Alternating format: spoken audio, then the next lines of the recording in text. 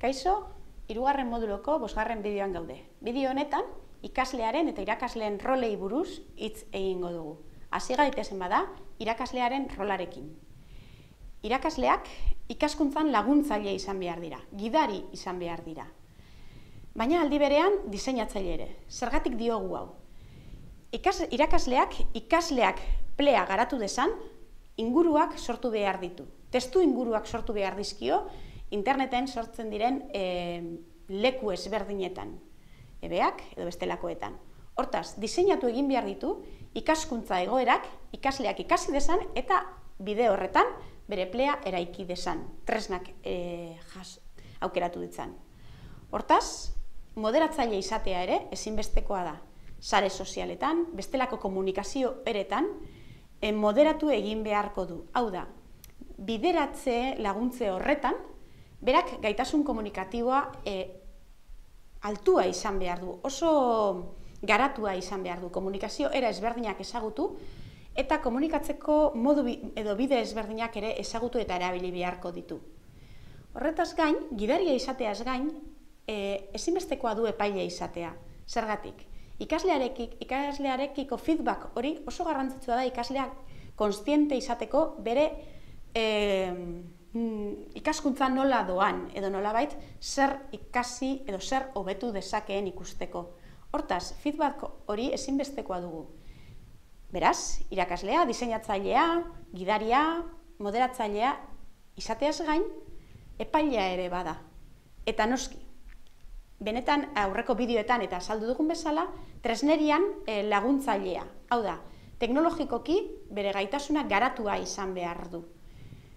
Horrela, teknologiak aukeratzeko orduan aditua izango da eta ikaslei laguntza emango die. Hortaz, ikaskuntza prozesuan eta plearen eraikuntzan pertsona oso garrantzitsua dugu irakaslea. Ikasleak erreferente izan dezakeen pertsonetako bat izango da. Irakasleez, edo ari garenean, tutore virtualak direla aipa dezakegu. Tutore virtualaren kontzeptu aspaldikoa da. 1991an Mansonek dagoeneko ezaugarri batzuk zehaztu zizkion. Honek esan zuen, antolatu egin behar zuela, antolatzailea izan behar zela, ikaskuntzarena. Soziala, hau da, komunikazio era ezberdinak ezagutu behar zituen, eta intelektuala, edukiak jakin egin behar zituen. Ikasteko, prozesua garatzeko importantea da praktika, importantea da ulermena, baina importantea da ere gauzak bururatzea, gauzak jakitea, eta kontzeptuak erreztasunez maneiatzea. Honetan, irakaslearen papela ere garrantzitsua da. Bide hau, Pausonek ere, 1985an jarraitu zuen eta mantendu zituen aurreko ezaugarriak. Aldaketa, 2000 urtean dator, Ryan eta besteekin, hauek 4 ezaugarri zehaztu zizkioten irakasleari. Lehenengoa, antolatzailearekin lotua doana, pedagogikoa. Hau da, antolatze prozesu hori, pedagogian honen jarritu behar du. Nola ikasten den eta ikasleek nola ikasten duten jakitea ezinbestekoa da, ikaste prozesuak ezagutzea antolatzeko. Eta irakaslea horretan aditua izan behar da. Soziala, lehen esan dugun bezala, bere komunikazio gaitasuna maila altuan izan behar du, zuzendaria, bideratzailea, laguntzailea, eta nola ez, lehen esan dugun bezala ere, teknikoa. Ezagutu egin behar ditu, internetek web 2.0k aurkezten dizkigun tresnak. Lagundu ahal izateko, beraren ikasle eta besteei, tresna egokiak aukeratzen ikaslearen ezaugarrien arabera.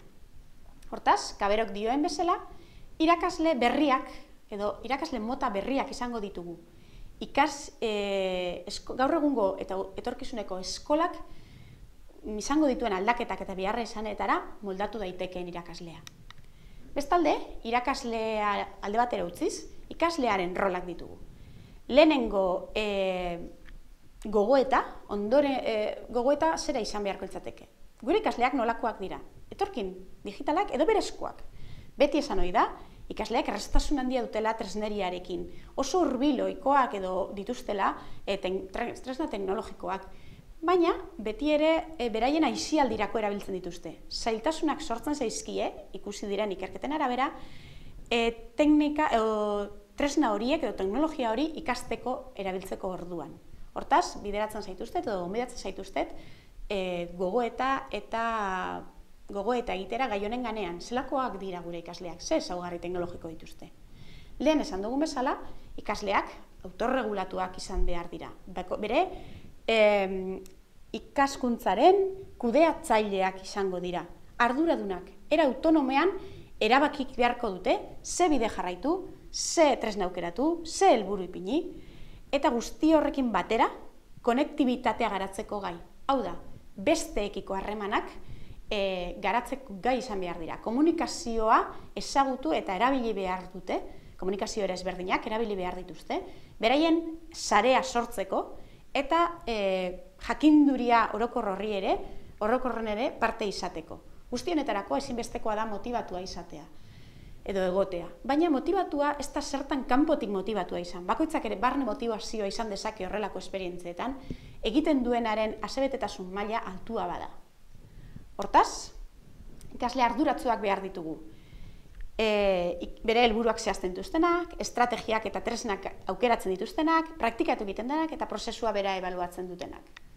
Bukatzeko, berriro ere Kabero adituaren hitzetan, ikasleek abilezia ezberdinak garatu beharko dituzte.